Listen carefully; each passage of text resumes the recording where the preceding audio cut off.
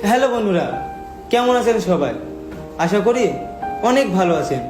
আর আজকের এই ভিডিওটা শুধুমাত্র আপনাদের জন্য, আর আপনারা এই ভিডিওটা লাস্ট অবধি দেখতে থাকুন।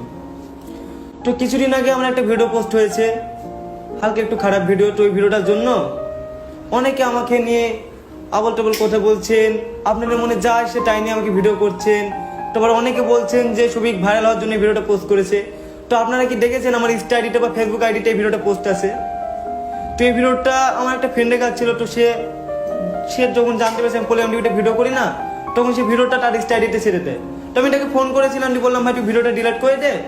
আবার সে তখনই ভিডিওটা ডিলিট করে দিয়েছে। কিন্তু কিছু মানুষ ভিডিওটা স্ক্রিন রেকর্ড করে নিয়েছে। আপনারা অবশ্যই দেখবেন যে ভিডিওটা ভাইরাল হয়েছে সেটা স্ক্রিন রেকর্ড। তো ওটা নিয়ে আমি আর কিছু বলবো না। আর ওই ভিডিওটা পোস্ট হওয়ার কারণে আপনারা অনেকে আমাকে খারাপ বলছেন যে আমি অনেক খারাপ ছেলে, ভিডিওটা যেরকম দেখতাম সেরকম না, ছবি অনেক অনেক খারাপ ছেলে এরকম বলছেন, গালাগালি করছেন। তো তাদেরকে বলছি আমি আজ 5 বছর ধরে ফানি ভিডিও করছি।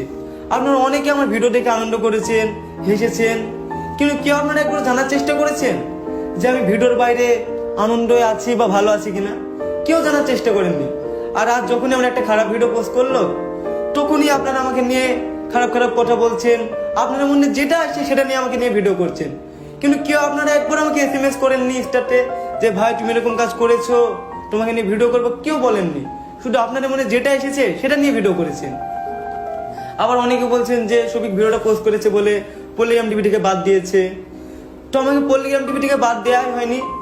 কিছু কিছু কারণের জন্য আমি পলিগ্রাম টিভি থেকে চলে এসেছি।